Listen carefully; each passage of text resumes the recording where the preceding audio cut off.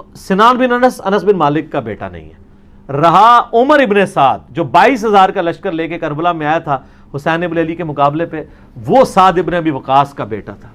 اور آپ دیکھیں عجیب بدقسمتی اس شخص کی کہ سعد ابن ابی وقاص نے ہی وہ پرشین امپائر گرائی ہوئی ہے, عراق, ایران, کوفہ, یہ سارا حضرت سعد نے فتح کیا ہوا ہے, 10 مبشرہ میں سے ہیں.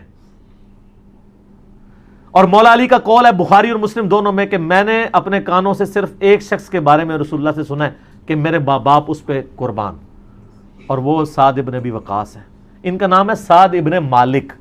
ابی وقاص ان کے باپ مالک کی کنیت تھی. یہ دونوں نام ایک ہی صحابی کے, سعد ابن ابی وقاص. مولا علی جن کے بارے میں کہہ رہے ہیں کہ ان پہ نبی علیہ السلام نے اپنے ماں باپ جمع کیے ہوئے ہیں, اور نبی علیہ السلام کے رشتے میں معمول رکھتے تھے. 10 جنتی خوش نصیب صحابہ میں سے, اور بدری اصحاب میں سب سے آخر میں یہ فوت ہوئے ہیں حضرت معاویہ رضی اللہ تعالیٰ کے دور میں 56 ہجری میں. ان کے بعد کوئی بدری صحابی دنیا میں نہیں رہا تھا. بدری صحابی ایک بہت بڑا ٹائٹل تھا. یہ سب سے آخر میں فوت ہوئے. پوری زندگی حضرت معاویہ سے ان کا اختلاف رہا تھا اس مسئلے میں جو حضرت علی کے ساتھ ان کے معاملات تھے, سب و شتم والے. یہ بندہ ہمیشہ ڈٹا رہتا تھا. ان کا بیٹا تھا عمر ابن سعد جس کو رے کی حکمرانی کی لالچ دی تھی. رے پورا ایریا تھا, ایران, عراق, افغانستان, یہ پورے ایریا کو رے کہا جاتا تھا اس زمانے میں. اتنی بڑی حکمرانی کی, گورنری کی لالچ دی یزید نے عبید اللہ ابن زیاد کے ذریعے. باپ دیکھ لو سعد ابن ابی وقاص جو مولا علی سے محبت کرنے والا, سنن نسائی الکبریٰ میں موجود ہے. 2 تابعین ملنے آتے ہیں سعد ابن ابی وقاص کو اور کہتے ہیں, سعد ابن وقاص ان کو پہلی بات یہ کرتے ہیں کہ میں نے سنا ہے کہ تم حضرت علی کو گالیاں دیتے ہو. ان کا معاذ اللہ, ہم کیوں دیں گے؟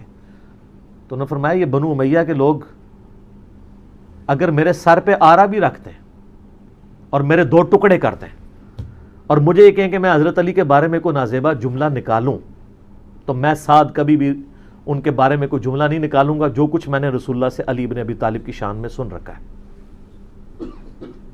صحیح مسلم میں حدیث موجود ہے نا, حضرت معاویہ نے ان کو کہا ہمارا معاویہ, معاویہ نے حکم دیا تو اس میں الفاظ انہوں نے انکار کر دیا. تو حضرت پھر معاویہ نے کہا تمہیں کون سی چیز منع کرتی ہے کہ تم علی بن ابی طالب پہ سب و شتم نہیں کرتے؟ ان کا معاویہ میں نے 3 فضیلتیں علی کے بارے میں ایسی سنی ہیں, مجھے ایک بھی مل جاتی تو بہت تھی. پھر انہوں نے کہا وہ پہلی فضیلت غزوہ تبوک کے موقع پر علی کی میرے ساتھ وہی نسبت ہے جو ہارون کی موسیٰ کے ساتھ, مگر میرے بعد کوئی نبی نہیں. دوسری فضیلت خیبر کے موقع پر کد اس شخص کے ہاتھ میں جھنڈا دوں گا جو اللہ اور اس کے رسول سے محبت کرتا ہے, اللہ اور اس کا رسول اس سے محبت کرتے ہیں. ہم پوری رات اس خوشی سے سوئے نہیں کہ کون ہوگا وہ بندہ. علی کو دیا جھنڈا. اور مسلم میں آگے الفاظ ہیں کہ حضرت عمر کہتے ہیں مجھے پوری زندگی رشک رہے گا کہ اس دن جھنڈا مجھے نہیں ملا, علی کو ملا. اور تیسری فضیلت سن معاویہ, جب نجران کے عیسائی آئے تو آیت مباہلہ نازل ہوئی, آیت نمبر 61 آل عمران کی. تو نبی علیہ السلام اپنے بچوں میں سے حسن و حسین, فاطمہ اور حضرت علی کو لے کے اور کہا اللہ میرے یہ اہل بیت ہیں. یہ تینوں فضیلتیں. اور ابن ماجہ میں ایک چوتھی فضیلت بھی ہے کہ آپ نے غدیر خم پہ فرمایا تھا من کنت مولاہ فہذا علی مولاہ, میرے پاس ان میں سے کوئی ایک بھی ہوتا تو بہت تم مجھے علی کے بارے میں بات کرتے ہو. یہ باپ تھا علی کا صحیح شیعہ, علی کی پارٹی کا بندہ, علی کا چاہنے والا, پوری زندگی ڈٹا رہا. اور بیٹا آگے سے کیا نکلا ہے تو کوئی مسئلہ نہیں. حضرت نوح پیغمبر کا بیٹا کافر نکل سکتا ہے. تو حضرت سعد کا کیا مقام ہے حضرت نوح کے مقابلے پہ؟ یہ بیٹا تھا عمر ابن سعد, اور اس کے جو لچھن ہیں وہ شروع سے ہی برے تھے. آپ مسلم شریف اٹھائیں نا, مسلم شریف میں بالکل اینڈ پہ نا آپ کو ایک چیپٹر ملے گا کتاب الزہد, دنیا سے نفرت پیدا کرنے والی حدیث ہے. اس میں انٹرنیشنل نمبر کے مطابق ایک حدیث ہے, یہ میں چونکہ مجھے یاد اس لیے میں نے کافی لوگوں کو بتائی ہے, 7432 صحیح مسلم میں.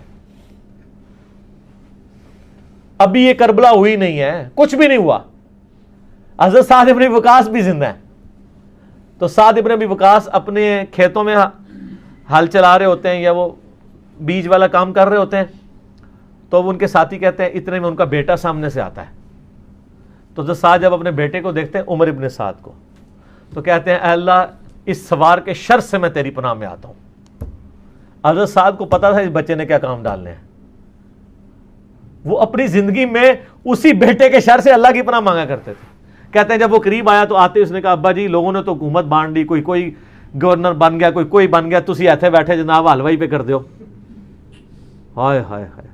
تو حضرت سعد بن وقاص نے اس کے عمر ابن سعد کے نا سینے پہ نا گھونسا مارا اور کہا کہ اللہ تعالیٰ کو پرہیزگار بندہ پسند ہے جو گمنامی کی زندگی میں مر جائے, جسے کوئی جانتا نہ ہو. تو یعنی وہ انہوں نے ایک گوشہ نشینی کی زندگی اختیار کر لی تھی. تو ان کو پہلے ہی لیکن اس نے اپنے باپ کی نصیحت نہیں پکڑی, یہ پھر یزید کی لالچ میں آ گیا. اور پھر آپ دیکھ لیں جو کچھ اس نے, آج تک لوگ لانتے بھیج رہے ہیں. باپ کو لوگ رضی اللہ عنہ کہہ رہے ہیں, آپ شیعہ سے پوچھ لیں سعد بن وقاص کی کتنی وہ عزت کرتے ہیں. میں ابھی کل ایک کلپ وہ ایک شیعہ عالم تھے سید جواد نقوی صاحب کا سن رہا تھا, تو وہ اتنی تعریفی کلمات کہہ رہے تھے اور بتا رہے تھے کہ بھئی بیٹا یہ نکلا اور باپ کو دیکھیں, باپ نے ایران فتح کیا تھا, دوسری بڑی سپر پاور گرائی تھی, اور بیٹا آگے سے کیا نکلا. اچھا آپ دیکھ لیں کہ دین ایفرٹ کا نام ہے, یہ نہیں ہے کہ یہ وراثت میں ٹرانسفر ہو. انبیاء کی وراثت میں ٹرانسفر نہیں ہوئی ہے تو اور کس میں ہونی ہے. ٹھیک ہو گئی.